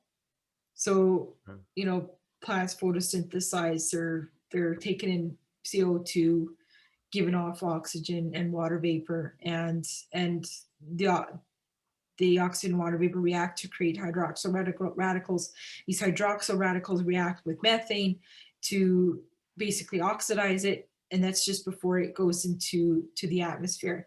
And then it oxidizes, it separates into carbon dioxide and water, and then that's just more carbon dioxide for the plants to take in and just to continue that carbon cycle. So really, on a healthy pasture, when there's a lot of plants around, or just any pasture that has plants on it, I mean that the methane is from cattle that burp, burping methane is a completely natural part of their digestive system. It's not an issue. It's not. It's something people shouldn't even worry about in the end. So it's just the methane levels in the atmosphere. I mean, it's all part of a cycle, right? And I understand too. Is it Peter Ballister that talks about that? It's recycled as well. Is methane recycled or not? One of the gases, or it's kind of like. I'm not Frank sure. Bittner or Peter Ballister has said that. I am not too sure about that, so I can't really comment on that. But yeah, but my understanding is that it is part of the cycle. Like you said, it's not just emitting just endless amount of methane, right? It's not. Yeah. I mean it's basically methane is methane is cycled because it's basically just part of the carbon cycle. That's basically all it is. So absolutely. And the other thing too is that, I mean, I often think about what would these animals be doing if we weren't here? They would be eating grass and they'd be burping and pooping. Exactly. So how could that be the problem? Isn't it so simple when we look at it that way? Like it's take dummy human out of the picture, dummy scientist for a second, and you let the cow eat and shit and piss and burp and do what he does, or the buffalo or whatever, and the ground is happy, and the cattle will eat different things, and they'll move around. Cattle are smart. Rick always tells me that they have taste. They taste so many different. They can tell the different grain, the different plants, and they know. They're smart, right? Let's let them do their job. And like you said earlier, the management of it, but the management is the key. But smart management, not just being kind of bully reductionist. Let's clear cut idea, or just monocrop, chemicals. Let's take nature. Let's help nature. Let's just help it along. Let's just put these, these nice little fences up, let the cattle go where we want them to do, but let them do what they do. Yeah, that's right. Makes sense. When you mentioned earlier about methane levels, I mean, when you look at the historical records of methane levels and how they've basically increased from, I think the period was not early, it was kind of mid or late 19th centuries when they started recording. Okay. And you can just see this line. It's coming up into the 2000s. Wow. And people, and it's so funny. I think I just kind of chuckle at this because people are blaming cows and blaming ruminants for emitting methane, and yet their numbers haven't even increased over that last, and some actually, I think they've kind of decreased a little bit. I think we have less cattle in the world. Yeah, we have less cattle, and yet methane levels are increasing. So how true is that? Especially when you look back in that 19th century, that was the time the methane levels were so darn low, but that was a time when bison were basically in the process of getting exterminated. Wow. And this was, the methane levels were so, but then if we go past that map and we kind of use our imagination and imagine that line is not going to be spiking all of a sudden, it's going to be staying nice and low on the graph. When we look at that and we look at historical records from the explorers that before the settlers came and fought with indigenous peoples and settled the land, and prior to the Civil War, there was millions of ruminants on the landscape. Wow. Millions. Like I think it was Lewis and Clark were saying that it was Lewis and Clark or one of the explorers. They mentioned how there's like about, I think it was like 60 million bison in the grassland, in the tall grass and the mixed grass prairie, and just in the United States, and who knows how many were up in Canada, right? Wow. And that's just bison. What about pronghorn? What about elk? What about deer? Yeah. How there's probably many more of those than there are today. And yet, these are all ruminants, right? Yeah. And, Well, like all the big methane levels are low. We're low back then. Yeah. Think, people. And that's often also, that brings up a good point, is that oftentimes when people say, well, if we we have to stop eating meat because, we're going to run out of animals one day. No, there's been more animals in the past than there ever was. And it's about management. We figured out how to herd a long time ago, Yes. and now we're remembering the old science, which is very simple. Let the herd do what the herd does. We just control where it goes. Right? Don't let it overeat. It seems quite simple. I'm not a farmer, but it seems, not simple, but it seems like high level, quite simple, right? You let the animal do what it does. You manage where it goes, manage what it eats, right? Obviously. Yeah. But like I said earlier, when it was about big profits, when it's about, big business, often things get rushed, things get to scale. So I hope the push, the move, the organic, it's a grassroots kind of movement, right? Starting local farmers again. It's funny because it's not even new. It's the old way, but it's we have to shake off our amnesia. It is very much grassroots, very, very much. It's the battle that's being won from the bottom up. And this is where, going back to Bill Gates and that, in my opinion, that the only reason that these people are able to do their thing is because they've got control of the people. If they fool the people enough, they're gonna still stand. They're still going to be able to do whatever they do. But when you get these grassroots movements that encourage rural communities and bring back these rural communities back to something that's it's not going to be like what it was back in the 19th century. It won't, because of technology and all that. But the point is that encouraging more people to return to the land, to participate in this regenerative movement. That is the chipping away the pillar that these companies, these industrial conglomerates, and these rich people are standing on, to the point where they're gonna collapse. You're right. Yep. And it's because this is the answer to the question. What do we do? We go from the bottom up. We work on the people who are concerned about what they eat and where it's going to come from, and we also focus on the people that are really wanting to go back to the land and make things better. We go there. We can battle these rich people all we want, but in the end, they have money. They can get umpteen different lawyers to shut you up, right? And it's a losing battle with these people. Right. The battle needs to be won in the trenches, like in where the everyday people is, the average Joe, the average Joe and Jane. That's where we need to really work on. And we can talk about, could talk about these, Bill Gates and all, and Elon Musk and all them. And it's just as a way to, in my view, is to raise awareness and to let people know, look what these people are doing. Yeah. They have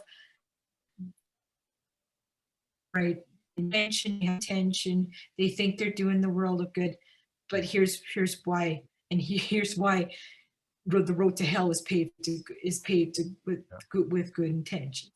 Yeah. So when we educate, we show people that, and we start to kind of to empower them and to get them to participate in this regenerative agriculture thing. That's where we're going to win. That's where we're going to be able to really take over the world and just Well, be happy, it makes a lot of sense, Karen, because what I find is people that get into keto or get into carnivore, there's many, or even people just looking at agriculture, except for different reasons, right? But oftentimes we can find these like-minded people that they're going for the same thing. That's what I'm saying. Like a lot of people that are going keto or carnivore, and through keto and carnivores where I found Rick, through keto carnivores where I found the whole idea of, hey, what are we doing? If I'm going to eat beef all the time, where am I going to get my beef from, right? Where am I going to get the beef from? Well, what does this farmer do? Does he care about the land? Joe Salad and the whole, the Alan Savory, the whole thing. So it's the people, that's literally the grassroots. It's perfect because it's grassroots, but it's the people that have, here's one, I guess what I'm trying to say is here's one group of champions for you. It's people that have found their health. I'll tell you right now, nobody's going to tell me that I'm eating stuff that's not good for me. Not now. Because if you feel like the best you've ever felt in your life, right? And if you've battled something or you've corrected one thing, sure, there's lots of things to correct in life, a lot of things, to kind of, but Bill Gates or anybody, like you said, anybody, even if it's Dr. Fauci or anybody out there is not going to tell me to eat something that I'm not eating now if I feel optimal. And that's just the bottom line. If I really truly feel optimal, if I really truly am healthy, not just if I'm believing this ideology and I'm like, there's a lot of vegetarians and vegans or people that follow any diet, but there's a lot of people that follow that diet and they may look like they follow that diet, or they may say they follow that diet, but they don't look very healthy. There's a lot of vegan doctors out there I could point to, and they just look like they're a bag of bones. They're just not that great. Some people look healthy. Some people are healthy. So I can't paint everybody with that brush, but it's like, what I'm getting at is that this movement is growing, people that are finding their own health. And when you find your own health, you don't listen to anything that Bill Gates, a computer guy, tells you about food. That's right. Yeah. You listen to guys like Alan Savory with holistic management. Yeah. And how holistic management is not just a form of it's not a form of grazing, it's a decision-making tool. And it's a decision-making tool that takes into account the economics, the finances, and this is the social aspect of just living. Just living in your daily life and even operating the farm. Yeah. So, I mean, what more could you want, right? Well, it's quite beautiful too, but that a simple solution like this is gonna fix the world. It is, right? It's just a matter of time, right? We know that, right? If it's not in 5 years because the grassroots movement doesn't grow that fast, well, it'll be 10 years, right? It'll be 15 years. But hopefully, things move so fast these days. I just think within a couple of years, it's going to blow up. Hey, a couple of years ago, I started keto in 2016. Nobody knew what the hell keto was. Everybody thought it was insane. 2 years later, I started carnivore. Everybody thought that was insane. And that's only a couple of years. Paleo was like 2010 or whatever, you hear all about that stuff, and that's only in a decade. So with everything else, and I think that a lot of people are feeling like they're just told all this stuff, and a lot of people are feeling like, wait a second, how much shit can you throw at me and me expect you to believe it, right? Or expect me to believe it, rather. So I like the fact this is grassroots. This is very practical for people. This is very, it makes sense. Yeah, I can see those cows in your background. I can go to Rick's farm. He shows me the manure. I can see what happens in a real farm where he's not tilling the soil. He's not planting these grasses. He's not like these animals are doing what they do. So he doesn't even need to throw in a bag of fertilizer. No, I don't. Yeah, his grasses are beautiful. I'm like, yeah, that's right. Yeah. I'd love to pay Rick a visit someday when this COVID thing is over. But Yes, definitely. And that's the other thing too, is like, back to, not back to, but during the times of COVID, during times when we're reminding about our health, reminding about how to stay healthy and longevity and stuff like that. Let's get healthy. Let's eat the stuff that's good for us, our immune system, right? I've seen so many people, I've read so many people that have gone to keto, gone to the carnivore diet to fix all of their health problems, let alone it's going to fix the planet too. Like it really will. I mean, it really will, as long as we do it well. And like you said too, it's about management, because just like the saying, it's not the cow, it's the how, right? that's right. It's exactly right. Even though cow is a solution, it really matters how we handle that cow. That's right. And the other thing is that the people don't realize that with the management, the land use issue goes away as well, because when you follow the logic of using management to improve the land, the people, when you see it that way, and you see all of a sudden that you see guys like Rick and other ranchers that I've talked to that have literally told me that the amount of forage that they got, the amount of grass that they were able to grow just by changing their management, they said it was just like banging on the farm for free. Wow. The bloody mind blowing. I tell you, and it's in following that, because there's so many pastures out there that are just not utilized to the full benefit because of management. There's also a lot of cropland that's under cash crop for oil and for ethanol that could go back to grassland, to pasture, silvopasture even as well. I mean, gotta suck up to the tree people or something to do. But the thing is that it just like methane, the land issue becomes a non-issue as well when you look at how livestock have legs and they can be moved. They're not legless blobs, stuck at a feed trough at the feed bunk at the feedlot. Prefer to move, right? They love to move. When they're herd animals, and when you get the wire that's their fresh patch of grass for them to go for, bloody happy to go for it. It's pretty cool. So it's just a lot of these issues that people come up with. I think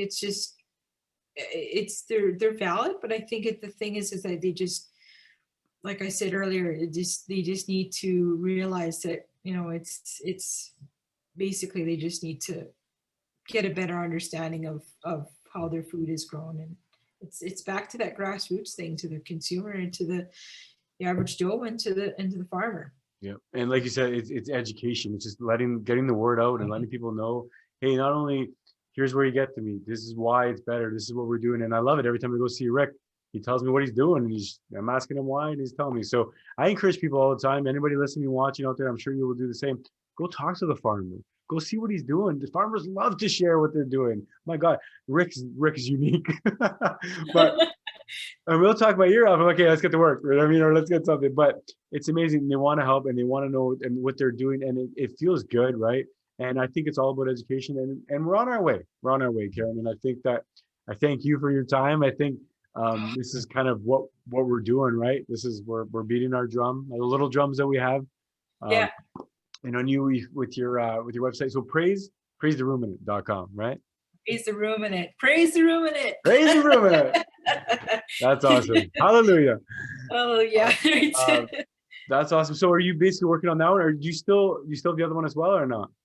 The bovine practicum? Yes. No, the bovine practicum's no longer. It's Praise the Ruminant now. Praise the Ruminant. Awesome. I love it. Yeah, I love it. It's great. It looks great. And so it's just praisetheruminant.com. People can check them out. Are you on Twitter and all that stuff as well? Do you have on Twitter? I'm on Facebook. Awesome. Okay. Remember to spell my name with an I, not an E. That's right. So Karin.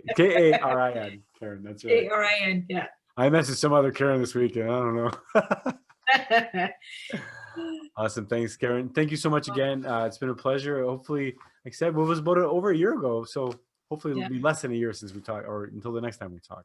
Yeah. Oh, thank you, Carlo. This has been excellent.